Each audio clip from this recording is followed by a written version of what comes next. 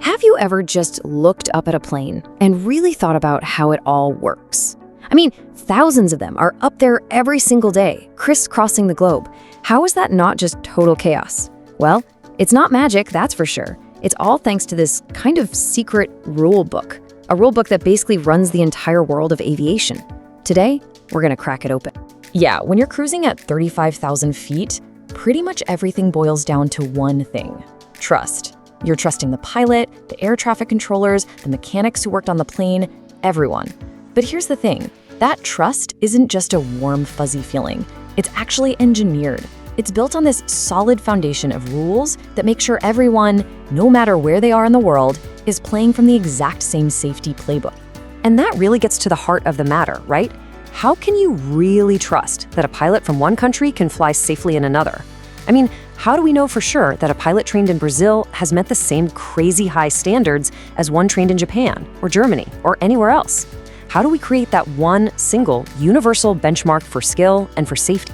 Well, the answer is in this document from an organization you've probably never heard of, but they are incredibly important. It's the International Civil Aviation Organization, or ICAO for short.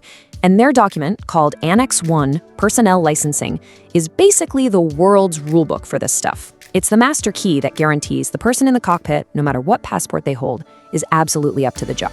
So here's what we're going to cover. First, we'll look at this secret rulebook itself. Then we'll get into the nitty-gritty of standards versus recommendations. It's super important. We'll also see who actually needs a license. It's more than you think. Then we'll check out the universal requirements everyone has to meet. And finally, we'll tie it all together and see why this all matters so much. All right, let's jump right in with the rulebook itself. Now, you might be picturing some dusty old books sitting on a shelf, but Annex 1 is anything but. It's a living, breathing document that's been shaping aviation for more than 75 years. And you can really see how it's grown and changed over time. It all started back in 1948, setting the very first global standards for flight crews. Then you see these big updates over the years, strengthening pilot qualifications in '88, introducing new types of licenses for modern airliners in 2006. And look at this. In 2018, it officially brought drone pilots into the fold. And just a couple of years ago, it started standardizing digital licenses. So you see, it's not a history book. It's constantly adapting to whatever's next in the world of flight. Okay, so how does one document manage to create rules for the entire planet? It all comes down to the very specific, very careful use of two key ideas: standards and recommended practices. First up, we have the standard. You should think of this as an unbreakable law of the sky. The wording in the official definition is crystal clear. Countries will conform. It's not a suggestion. It's non-negotiable. It's a hard rule that every single country has to follow to keep things safe. And then, on the other hand, you've got the recommended practice. This is more like a global best practice. The key phrase here is that countries will endeavor to conform. So it's a really, really strong suggestion, but it's not a hard and fast rule. It's all about pushing everyone to aim for the absolute best when it comes to safety and efficiency. And this right here is the whole ballgame. It's the difference between the words shall and should. Shall is a command. That's a mandatory standard. Should is an encouragement. That's a recommended practice. This simple one-word difference is the genius of the whole system. It creates a framework that's strict enough to guarantee safety, but also flexible enough for all these different countries to actually make it work. All right, so we've got this rule book. We know how it works, but who exactly does it apply to? I think you might be surprised here. It's about a lot more than just the pilots sitting up front in the cockpit. So, Annex 1 basically splits everyone up into two main groups. First, you've got the flight crew. That's your pilots, obviously, but also flight navigators and flight engineers on some older planes. And then you have this whole other category of other personnel. These are the folks on the ground who are every bit as critical for a safe flight. And when you really start digging into Annex 1, the list of people it covers is just wow, it's incredible. We're not just talking about airline pilots. It's glider pilots, people who fly hot air balloons, the maintenance technicians who have to sign off and say a plane is safe to fly, even air traffic controllers, and yes, drone pilots. Every single one of them. Their license comes from the rules in this one global document.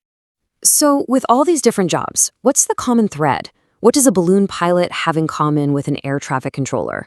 Well, Annex 1 lays out these universal requirements, these core pillars of competency that absolutely everyone with a license has to meet.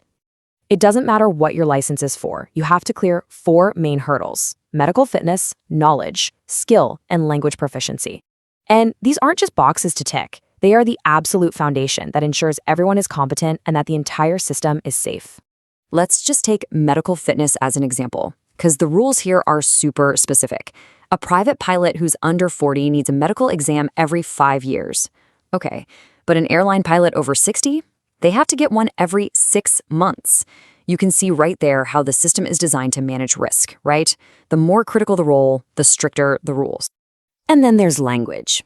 Look, the document uses that powerful word again, shall. Pilots and controllers shall demonstrate they can speak and understand the language of the radio. Why?